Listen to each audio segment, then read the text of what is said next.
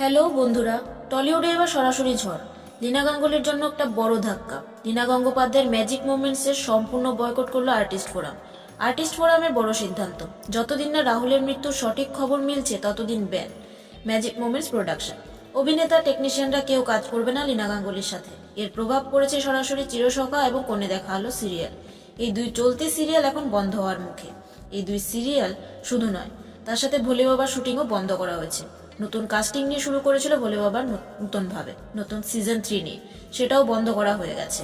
আর নতুন প্রজেক্টও আসার কথা ছিল ম্যাজিক মুভমেন্টসের। সবই এখন অনিশ্চয়তার অন্ধকারে। মানে এক কথায় ম্যাজিক মুভমেন্টস পুরোপুরি থেমে গেছে।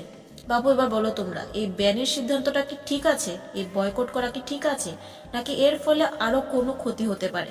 নাকি লীনা গাঙ্গুলি আবারও কোনোভাবে ফিরে আসবে নতুন করে, নতুনভাবে? নাকি আবার এটা বিতর্কতভাবে মিটমাট করে নেবে প্রোডাকশন এবং আর্টিস্ট ফোরাম? কমেন্টে জানাও তোমাদের মতামত। আর সমস্ত আপডেট পেতে সাবস্ক্রাইব করো গল্পের ঘোটালা, গল্প গসিপ আর ফুল ঘোটালা। দেখা হবে পরের ভিডিওতে। আজকের জন্য টাটা।